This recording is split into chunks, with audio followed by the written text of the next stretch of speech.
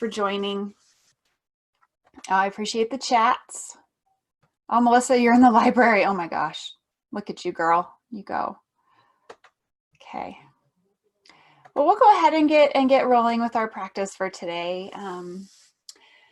Yeah, this is our second week together. Hopefully you found our introductions last week to be valuable and helpful. Hopefully you had a chance to practice maybe at least a little bit, a couple or more 5-minute sessions to just start working on your mindfulness breathing. Today, what I wanted to talk about is one of the most common questions that I get, and I know a lot of other folks who practice or teach mindfulness get, which is, what do I do when my mind just will not sit still?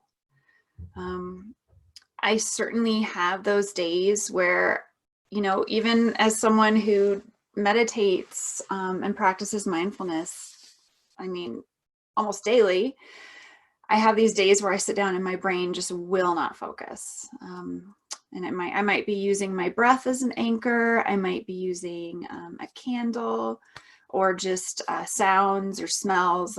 Last week we talked about all the different things you can use as an anchor for mindfulness, and nothing will work. My brain will just be going crazy. In Buddhist tradition, they call this the monkey mind. The monkey mind just wants to jump and hop and play around, going from tree to tree, not sitting still for even one moment. And that's just what the mind does, right? The mind was made to wander around and think and want to intellectualize things and analyze things. And that's part of what makes humans so awesome, is that we have the capacity to do that kind of work. And it's a wonderful exercise for our mental health, for our physical and mental well-being, to be able to refocus that monkey mind and bring it back to the present moment. And as we mentioned last week, every time you notice yourself thinking, and maybe even acknowledge it, say, I'm thinking again, and bring it back to the breath. That's like a push-up for your brain. Every time you do that, you're building new neural pathways.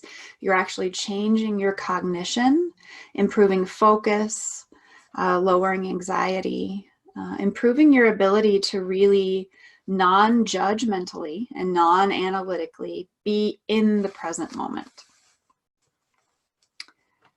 Just going to make sure for one moment that our waiting room is, yep, good, okay. So the monkey mind is not something that we can ever prevent. It's not something that we can turn off, and nor should we. It's fine. What we hope to do, though, is to meet that monkey mind with gentle, loving kindness, guidance, bringing it back to the present moment as many times as you need to. One of my favorite teachers of meditation and mindfulness is Jack Kornfield. You can find all kinds of his stuff out on YouTube. He's pretty well known. He likes to talk about learning mindfulness meditation as like training a puppy, right? You get a new puppy, you bring it home, you lay down the newspapers and you say, okay, you're gonna go potty on the newspapers, and the puppy has an accident, right? You gently bring it over to the newspapers, has another accident. Gently bring it back over, has an accident. But after a while, it starts to get the idea of like, oh, this is what's supposed to happen. And it gets better. Same thing with our brain. So what I'd like to do today is go through a reading from another one of my teachers that I use a lot. This is a book called Wherever You Go, There You Are. It's by Jon Kabat-Zinn. He is the person who came up with mindfulness-based stress reduction as you know, something that psychologists and clinics all over the world use now. So I'll go through that reading and then we'll move into some meditation practice.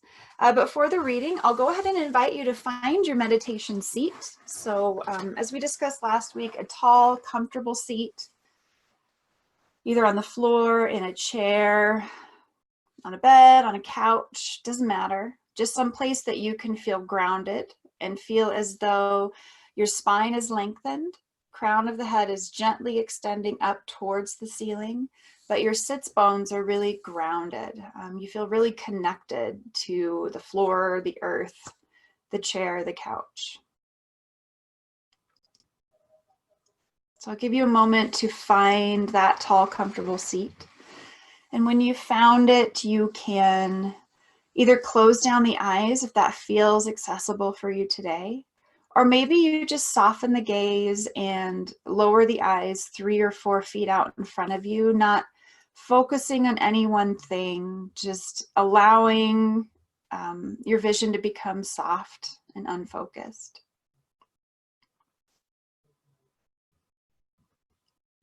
Once you're there, we'll begin by checking in with the breath.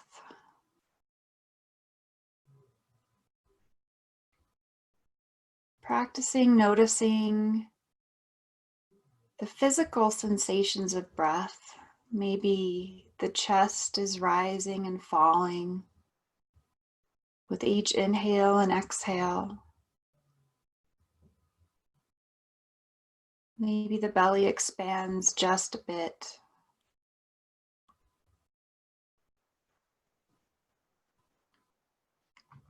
Notice if the breath feels shallow and quick,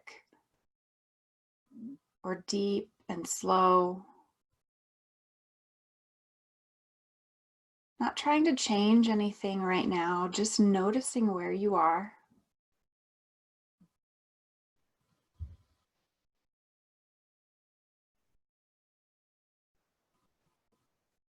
Begin to check in with your mind and your feelings. See if you can name just 1 or 2 feelings that are coming up for you. Maybe anxious, maybe sleepy, excited, tired. Whatever it is, totally valid. Just notice it non-judgmentally, not trying to intellectualize or analyze the whys behind it.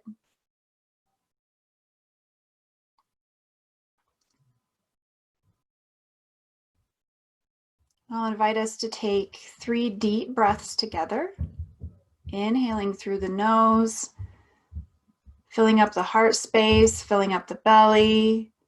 Hold for just a moment. Then exhale slowly, like water pouring out of a pitcher. Pausing it empty for just a moment before inhaling once more. Pause. Exhale slowly. One more time. Inhale all the way to full. Maybe see if you can sip in just a little bit more. Hold. And exhale, pouring all the air out, emptying the lungs completely.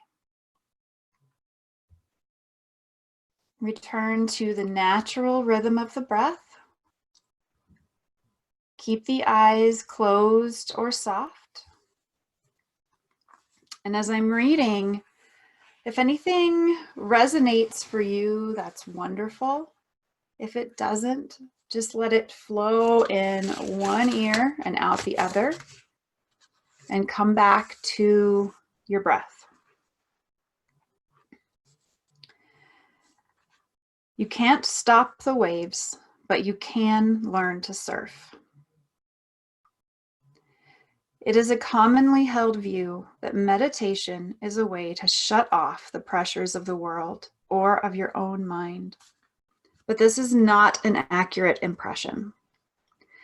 Meditation is neither shutting things out nor off. It is seeing things clearly and deliberately positioning yourself differently in relation to them.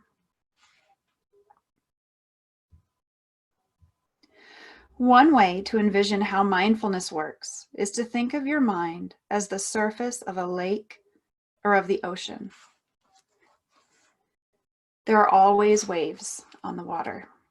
Sometimes they are big, sometimes they are small, and sometimes they are almost imperceptible.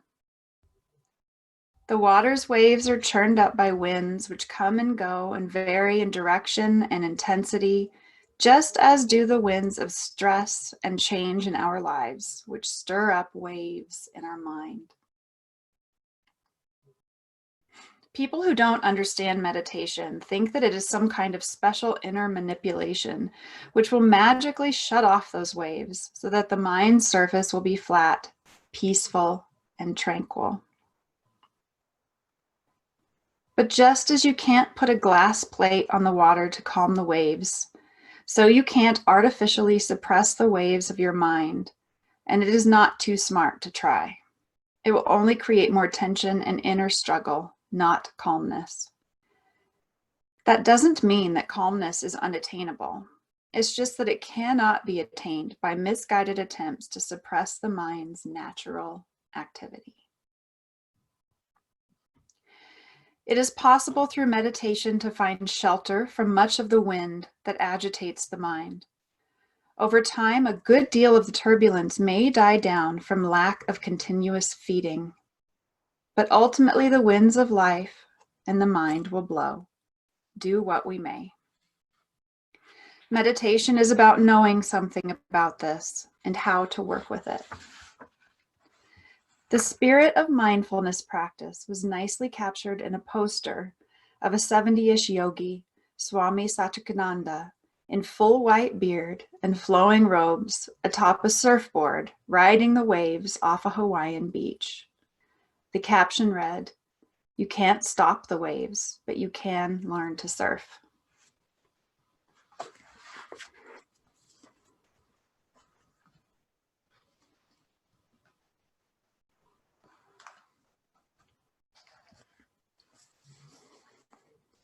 We'll take a moment to just let that resonate and settle in.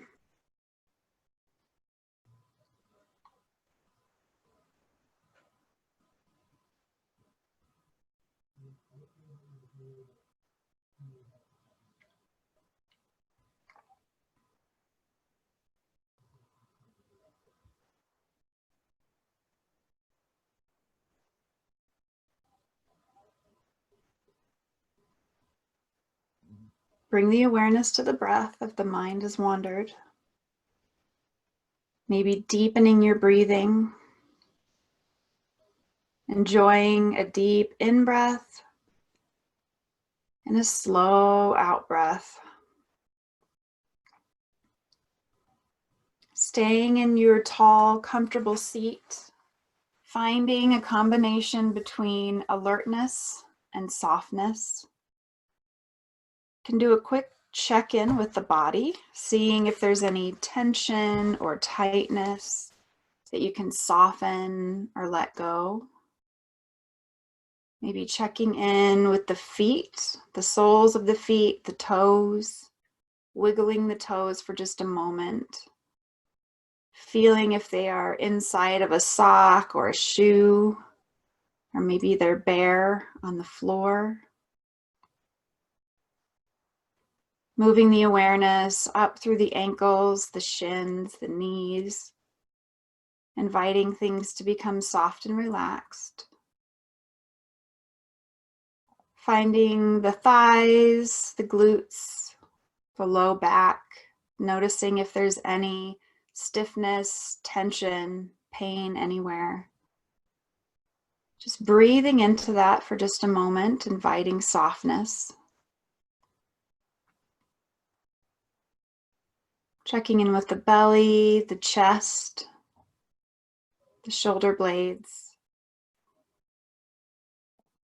Maybe breathing deeply into your heart space area for just a moment, feeling the lungs expand. Maybe finding a little bit more space, letting go of a little bit of tension there if you have any. Maybe bring the shoulders, shrug them up towards the ears for just a moment, and then relax them, rolling them down the back. Check in with the arms, the elbows, the wrists, the hands, the fingertips. Breathe in softness.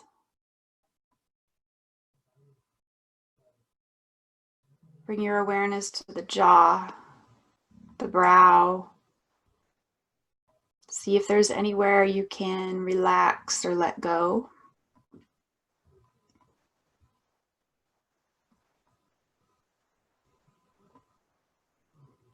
And you can return to watching the breath, giving yourself permission to be here without having to go anywhere else or accomplish anything. All your to-do lists, your plans, your worries, your excitements will be there when our time together is over. Right now, all you have to do is just be present, watching your breath, listening to my voice, resting in the present moment.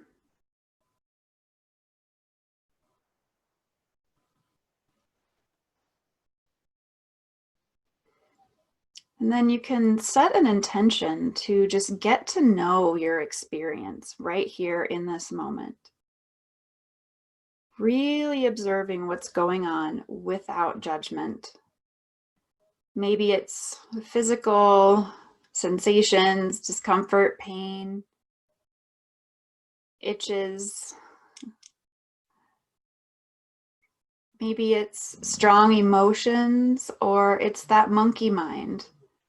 It's lots and lots of waves on the ocean of your awareness. And knowing that that's okay, and just observing it for a moment, just being present with however you are showing up right now.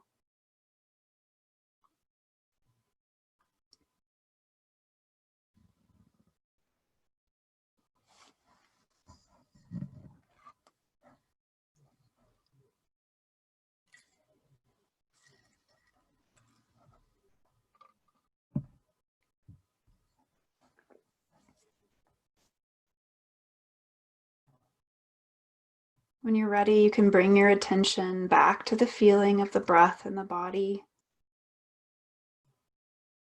Just noticing where you feel the breath most. You might notice the feeling of air as it passes through the nostrils. Or perhaps the subtle expansion and contraction of the chest and the heart.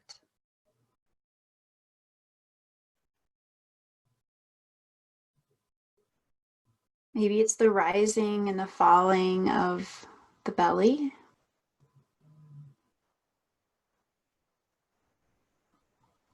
Just choose a place that is most obvious to you. Whatever you can feel happening the most with the breath. You can use this as your anchor spot, the spot you can come back to. Just tuning in.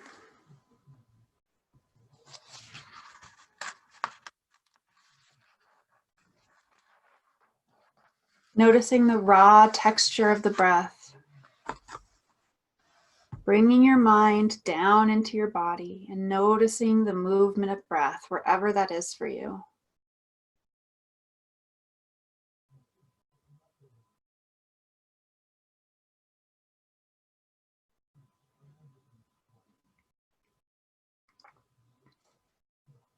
Eventually, you'll notice that your mind has wandered off from the breath and you've gotten lost in thought.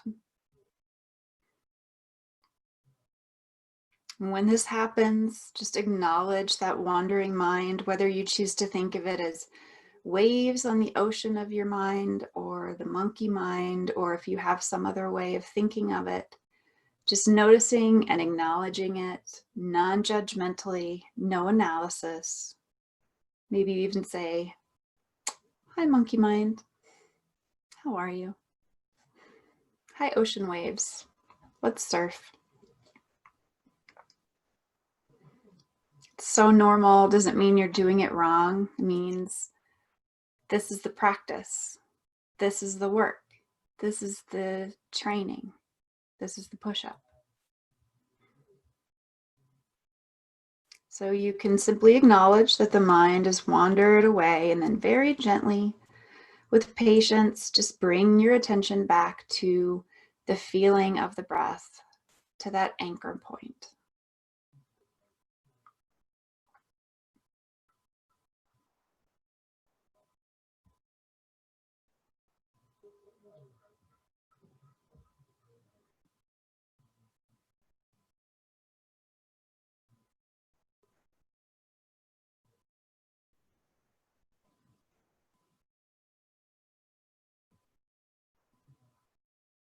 And again, noticing if your mind has gotten lost in thought, gently returning.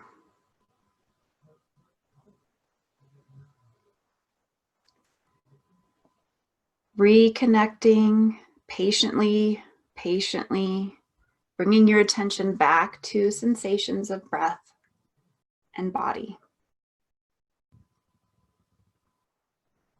Reconnecting to physical senses that you feel.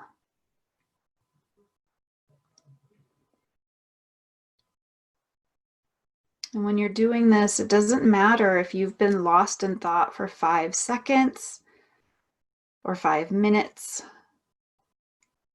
Each time we come back to the breath in the same way without any self-judgment.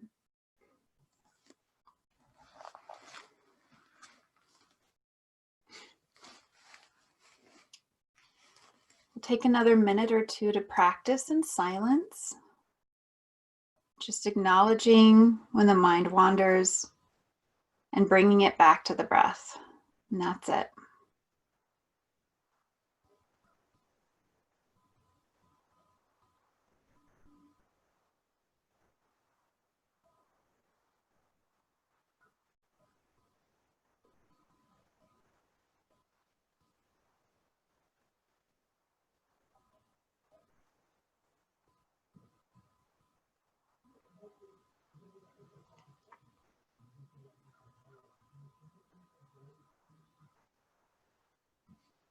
The mind has wandered, bring it back to the breath.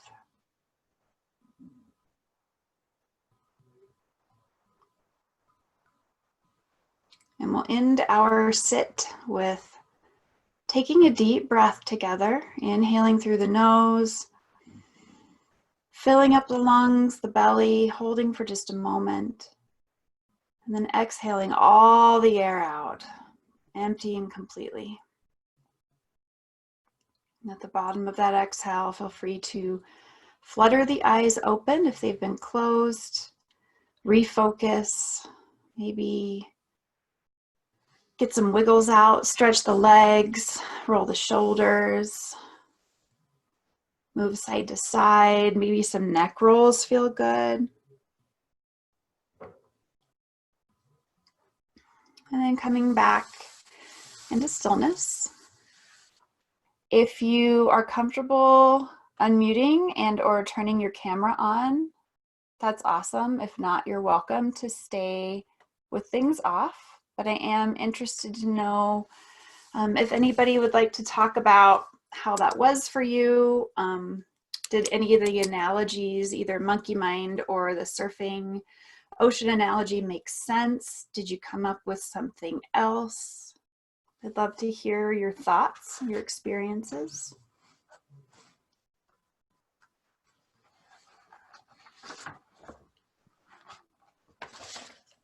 I have something else entirely. Yeah, I'd love to hear it. I am a pretty avid napper. I know that sounds kind of silly. No, power. That's awesome. So as I'm sitting here, I can relax myself almost to the point of like that before sleepiness state. Mhm. Is Mhm. that like a bad thing for meditation or? Yeah, that's a really good question, and that's definitely one I've had that thought too. Um, no, I don't think that's bad. Sometimes your body just needs rest, and if that's the case, maybe you say, "All right, I was going to set a timer and meditate for 10 minutes. I'm just going to nap."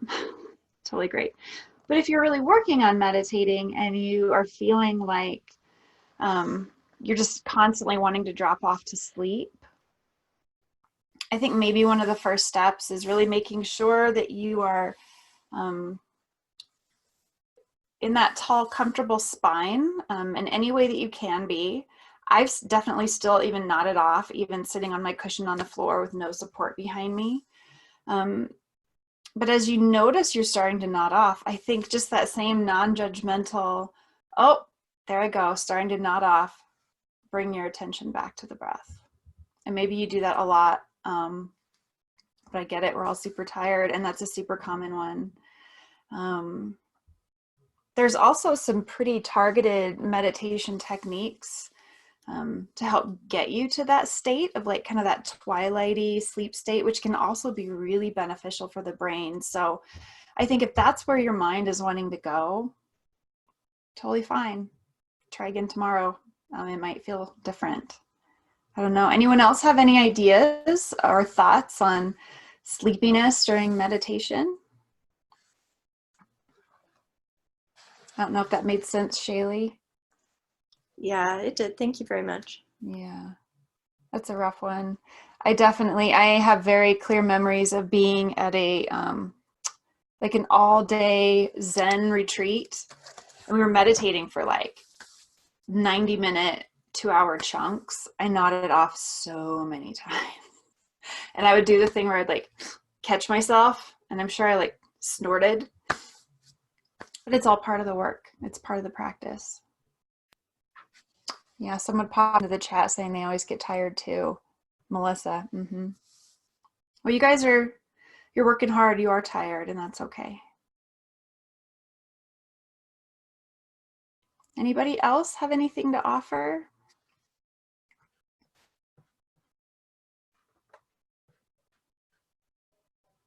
Carly says same. Yep, I hear you. Well, thank you for showing up and doing the work today. Hopefully you'll be able to carve out 5 minutes here or there for the rest of the days this week to just practice coming back to the breath. We'll meet again on Thursday evening at 5:15. And I think I can even give you a preview of what that's going to be. Let me look at what I have planned for us. Just exploring mindful breathing a little bit more and a Buddhist technique of labeling. So get excited. But in the meantime, as always, if you have any questions, comments, thoughts, want to connect offline or just one-on-one, I'm totally available. And with that, if we don't have any more questions, I'll let you get on with your day, and we'll see you next time. Take care, everybody.